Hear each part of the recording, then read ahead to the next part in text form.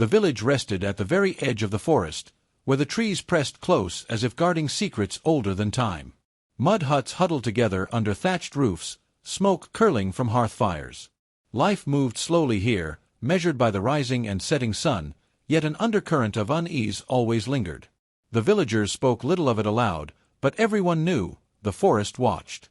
Every whisper, every step, every heartbeat was recorded in its shadows. Elder men and women often reminded the children, "Do not wander where the forest grows thick. It listens. It remembers. And when the time comes, it judges." Mothers tightened shawls around their children, and hunters carried amulets as they entered the woods. Even the bravest hearts bowed in reverence to the unseen eyes among the leaves. Among the trees, the air carried stories in every rustle of leaves. The forest was alive, some said, with spirits of ancestors who had walked before. Its roots wound deep into the earth, connecting past and present. Elders whispered that the trees could hear confessions and secrets alike, and that no act, good or bad, ever went unnoticed. "Remember," the oldest among them would say, tapping his wooden staff against the ground, "nothing happens in the forest by chance. A falling branch, a broken path, a stranger who appears, all are threads of fate." Children listened with wide eyes, imagining the forest as a living book, recording every deed, ready to pass judgment in its own time. In the quiet corners of this village lived a young woman who had learned to make herself invisible. Orphaned when she was small, she had grown without the comfort of family or the respect of peers. People saw her only as a shadow at the edge of society, a girl who spoke little and smiled less. Yet in her silence, she carried strength others could not imagine. Each morning, she rose before the sun. Her hands, calloused from hauling water and gathering firewood, were her tools for survival. She moved with careful patience, collecting herbs for healing, washing clothes in a shallow river, tending to the small fire she could call her own. Dignity and resilience were her quiet companions, though the village often ignored them. The people of the village placed value on loud voices, long lineages, and public honor. They respected those with wealth, names, and power, yet overlooked the hearts of the humble. Kindness was praised in story but rarely practiced. "A quiet hand is no hand at all," some would mutter, watching her work in silence, unable to understand that her worth was measured not by wealth or status, but by what she gave freely. One morning, the forest seemed closer than ever. The trees leaned toward her, shadows stretching like fingers across the path. Birds fell silent, and the wind stilled. Something pulled her deeper than she had ever dared to go. Every instinct whispered to turn back, but her feet carried her onward, drawn by an unseen force. There, beneath a canopy of twisted branches, she found him. A man, slumped against a tree, his clothes torn and dirt-streaked, his body weak and bloodied. His eyes opened briefly, dark and wary, yet carrying an unusual depth that made her heart pause. He was no threat she could see, yet the stories of the forest warned her. Strangers could carry curses, danger, or worse. Her mind raced. Every warning she had ever heard pressed against her. "If I leave him," she whispered to herself, "the forest will take him." But leaving him was unthinkable. She knelt beside him, her hands trembling as she tore strips of cloth to clean the blood from his wounds. She offered him water, pressed gently to his lips, and guided him to a safer spot beneath the trees. Her fear was real, yet so was her compassion. She did not ask his name. She did not ask his story. Only that he lived. And as she worked, the forest held its silence, watching quietly, as if acknowledging the courage in her choice. 4 unseen eyes and unseen spirits were witnessing her kindness, storing it for the day when judgment and justice would rise. In that moment, the girl understood something deep. Sometimes the forest speaks not with wind or storm, but through the courage of hearts willing to act rightly. And though the village might never see, the ancestors, the trees, and the spirits had noticed, and would remember. The young woman knelt beside the man beneath the sheltering trees, her hands moving with a steady, practiced rhythm. She had learned the secrets of herbs from her grandmother's voice, soft and unwavering, long before the elders of the village had taught her to fear the forest. Leaves crushed between her fingers released earthy fragrances, mingling with the scent of damp soil and moss. "This will ease the pain," she whispered, pressing poultices against bruises and open wounds. Each motion carried care, a ritual taught by ancestors who had understood that nature itself could heal. The forest held its breath, shadows deepening as if observing her every action. "Do not worry," she murmured to him. "I will not let the forest take you yet." His lips barely moved in acknowledgment, eyes closed against pain. In the quiet, the forest's whispers seemed to bend closer, testing her courage. Here, amid danger and unseen spirits, compassion became an act of quiet bravery. When the wounds were cleaned and bandaged, she offered him a portion of her meager provisions. She split the bread she had carried from the village, rationed for days, and poured the last of her water into a wooden cup. "Drink," she urged softly. "It will give you strength." He took the offerings with reverence, not greed. He did not ask why she shared what little she had, nor did she explain.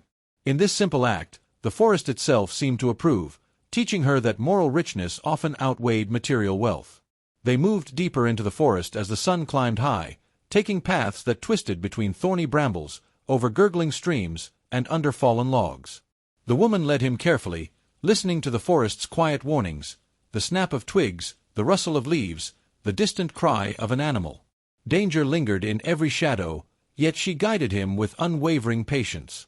His steps faltered at times, but she was always there, steady and strong, navigating both him and the forest's silent tests. He spoke little, observing the world with eyes that seemed to hold centuries of grief. When he looked at her, there was a depth that unsettled yet intrigued. A flicker of sadness crossed his features when injustice was mentioned, or when a cruel path of the forest reminded him of past betrayals. "Why do you watch so carefully?" she asked once, her voice soft in the hush of the trees. He shook his head, a shadow of a smile brushing his lips. "Some things are remembered," he said quietly, "even when we wish they would be forgotten." As they moved through the forest, rumors began to rise back in the village. Mothers whispered to children, neighbors gossiped in hushed tones, and the elders' sharp eyes followed the young woman's absence. "She brings a stranger from the forest," they said, voices tinged with fear. "Perhaps it is witchcraft. Perhaps a curse." Every story grew taller in the telling, and ordinary curiosity began to twist into suspicion. The elders, however, watched from afar, their expressions unreadable. They spoke softly among themselves, avoiding direct confrontation. "Something is at work here," one murmured, tapping a gnarled finger against his chest. "The forest is restless, and our children are blind to the signs." Their words carried weight, a reminder that unseen forces and ancestral law could challenge even the boldest choices. Back in the village, some women spoke more openly. "She thinks herself greater than she is," one hissed. "Who cares for a stranger from the shadows?" Social shaming became a tool to control the girl's behavior, to remind her that kindness without recognition or status was dangerous in a society that revered name, not heart. The powerful families of the village sensed unease as well. They could not explain it, but instinct whispered that something beyond human knowledge had entered their midst. Their confidence wavered, subtle tremors of fear running through their polished authority, hinting that the forest and the stranger held truths long hidden. Threats began to reach her indirectly. She was warned by neighbors, men, and women alike to abandon him. "Leave him," they said. "You will bring shame, punishment, or worse upon yourself." Her past poverty and the low regard of the village were weaponized against her, turning her act of kindness into a source of societal condemnation. Yet in the quiet of the forest, she considered the alternative and chose to remain steadfast. The stranger's presence grew more extraordinary with each step. Villagers who glimpsed him instinctively lowered their eyes. Birds hushed when he approached, and small animals gave way, sensing something unseen. Even the elders avoided meeting him directly, acknowledging a deep, unspoken reverence. Something in him demanded respect, though no one could yet explain why.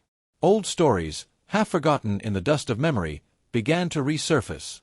Tales of a betrayed ruler, a cursed guardian, a vanished leader whose fate had been sealed by treachery and greed echoed in hushed tones. "Could it be him?" some whispered. The stranger's mere presence awakened ancestral conscience, stirring memories of injustice and moral failure. Mystery thickened in the air, intertwining folklore, morality, and suspense, leaving the villagers unsure whether to fear, revere, or repent. The tension between fear and moral clarity grew daily. She remained steadfast, guiding him, tending to him, protecting him. Society's cowardice clashed with her courage, and in that contrast, the forest and unseen spirits seemed to nod in approval. Even in a world so quick to judge and punish the good, she had chosen truth over fear, compassion over convenience. Her act became a quiet rebellion, a moral anchor in a sea of suspicion. And though no one yet knew his true identity or the full weight of his story, the signs were undeniable. The forest had witnessed, the ancestors had noticed, and a deeper justice had begun to stir in the shadows. The young woman sat by the edge of the forest, the stranger resting beside her under the thick canopy of leaves. Her hands, still calloused from daily toil, trembled slightly, not from physical strain, but from the weight of thought pressing on her heart. Doubts whispered like wind through the trees. Had her act of kindness invited danger instead of reward? "They will come for us," she murmured to herself, tracing patterns in the dirt with a finger. "They will blame me. Perhaps I was foolish to help him." The forest remained silent but watchful, a reminder that every choice had consequences. The villagers' voices, carried by rumor and fear, grew louder in her mind. Whispers of curses, witchcraft, and impropriety wove through the village like an invisible net. The fear that she had brought disaster upon herself made her pulse quicken. Yet another voice, quieter, steadier, rose from within. "What is right is not always safe," it said. "You must choose, not for yourself, but for what your heart knows to be true." Her conscience tugged at her, each beat a struggle between self-preservation and the courage that had led her here. Should she abandon him to save her own skin? Or should she continue to protect this stranger whose presence defied the logic of the village and the fear in her own mind? Her heart wavered, but she remembered the teachings of her grandmother. "A heart that acts in truth fears nothing, for the forest and ancestors watch all." Taking a deep breath, she reached for the stranger's hand. "I will not leave you," she said firmly, her voice carrying both fear and resolve. "Whatever comes, I stand with you." A shadow passed over her thoughts as memories and whispers of the village arose. Stories long forgotten crept into her mind, tales of a powerful leader betrayed by his own kin, hunted, and left to vanish within the forest's shadowed heart. The elders had spoken of him in hushed tones, warning that his fall had brought prosperity to the village but at a terrible moral cost. And now, somehow, this stranger seemed bound to that past. The forest, as if sensing the stirring of old wrongs, responded in kind. Clouds darkened overhead, sudden gusts rustled the treetops, and animals scattered in alarm. Crops in the village's fields faltered, leaves withering overnight, streams running low without reason. The elders muttered prayers and omens, interpreting these signs as the ancestors demanding justice. Every movement of wind and shadow seemed a warning, a call for reckoning. Among the villagers, eyes shifted in subtle recognition. Those who had been involved in past betrayals felt their hearts tighten. Whispers of fear spread, accompanied by secret meetings behind doors and in shadowed corners. Hands that once signed papers of treachery now trembled, and hearts that had prospered from another's downfall now thudded with anxiety. They began plotting in silence, how to remove the stranger, how to silence the young woman who had unknowingly resurrected the past. Not all their attempts were threats in obvious form. Some came cloaked in promises. She was offered safety, privileges, even the chance to regain favor in the village if she would simply abandon him. A warm voice spoke from the council's fire one evening. "Let him go. Walk away now, and no harm will come to you. You will be rewarded for your wisdom and prudence." The temptation flickered like a candle against the wind. A life of comfort, protection from scorn, and the approval of the village could be hers. Yet her heart recoiled. Could she turn away now? Could she betray someone who had done her no harm, someone whose plight had touched the deepest truth of her spirit? "No," she whispered to herself, standing taller despite the ache in her limbs. "I will not forsake what is right. Even if the world fears it, even if it costs me everything, I will not abandon him." Her choice resonated beyond her understanding. It aligned her with the unseen judgment of the forest, and with a force older than kings and councils. The whisper of leaves seemed to murmur approval, the branches bending as if to bow in acknowledgment. By standing firm, she had chosen truth over convenience, courage over cowardice, and compassion over fear. The forest held its breath, the wind stilling for a heartbeat, as if destiny itself paused to take note. In that quiet moment, the web of past betrayal, village greed, and ancestral power began to shift. Fate, guided by the moral weight of her action, was beginning to move. The stranger beside her stirred slightly, his eyes lifting with faint recognition, though he spoke no word. From the village, the distant sound of murmuring grew, carrying the tension of those who feared what they could not control. Yet the young woman felt a strange serenity in her chest. She had chosen rightly. The consequences, the confrontation, and the reckoning would come, but she would meet them as one who acted in truth. In the hush of the forest, the leaves rustled with approval. The wind carried the echo of the betrayed leader's story, of promises broken and justice denied, now awakening to the courage of a single quiet heart. The path ahead was uncertain, dangerous, and fraught with the weight of human greed, ancestral memory, and forest judgment. Yet one thing was clear: where courage led, fate awaited. The village square was alive with tension, though not with joy or festivity. Instead, a heavy silence pressed down, punctuated only by whispered fears and uneasy shuffles of feet. Villagers, elders, and the leaders of families long intertwined by blood and custom stood in anxious clusters. The ancient forest, dark and patient beyond the village edge, seemed to lean forward, as if it too wished to witness the gathering. The young woman stood near the stranger, her hands trembling slightly, though her gaze remained steady. Around her, voices began to rise like smoke curling into the morning air. "You have disobeyed the forest.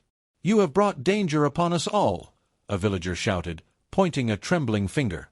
"Witchcraft!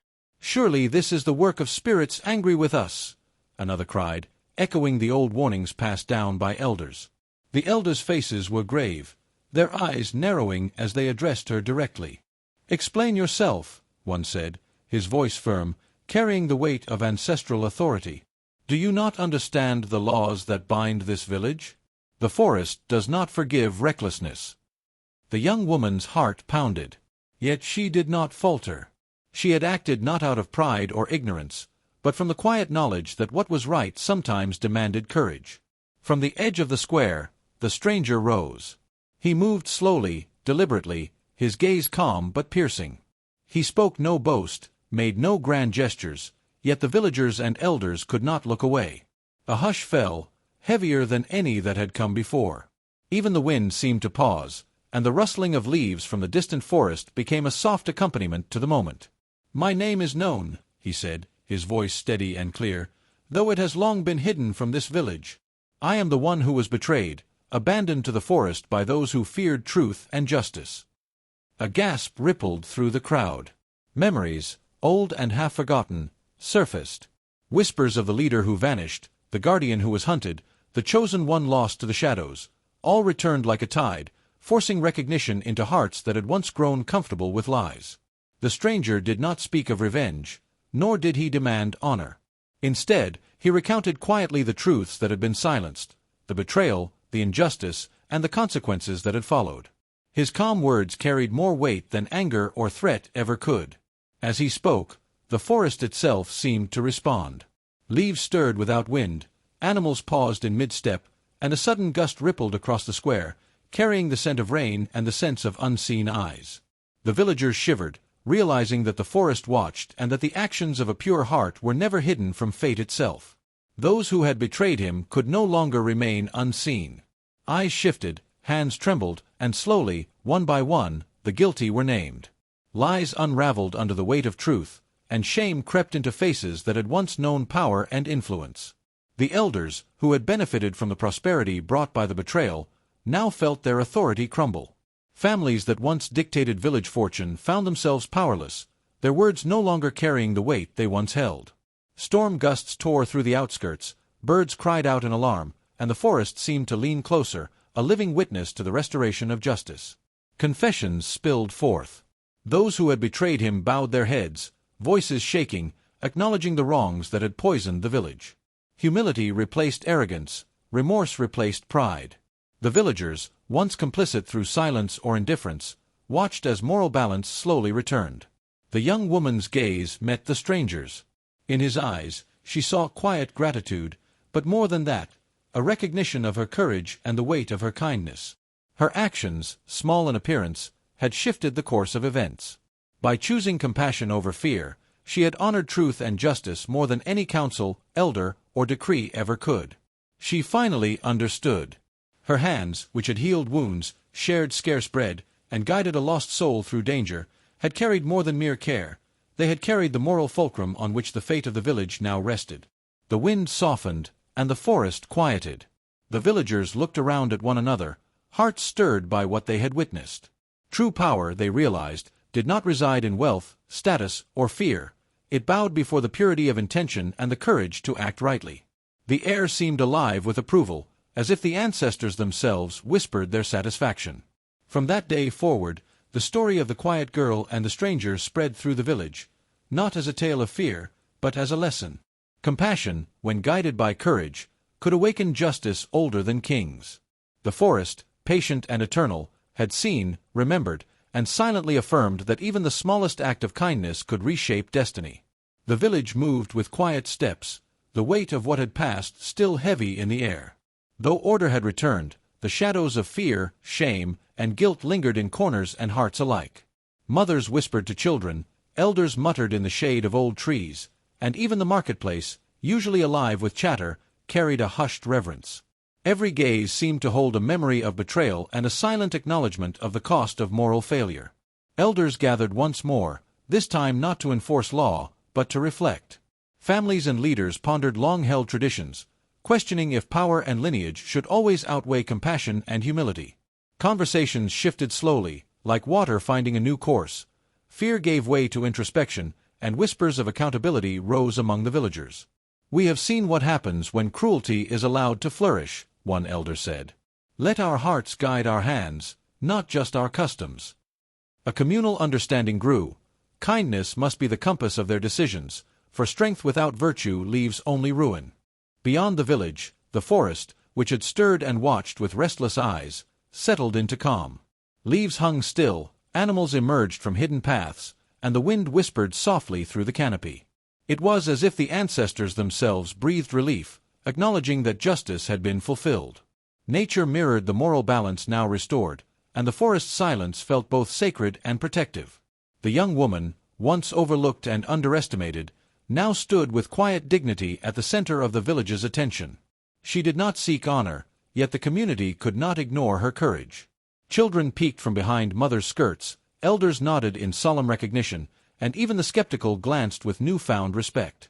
She had become a living symbol of integrity, a reminder that humility coupled with courage could shape destiny more than power or fear ever could.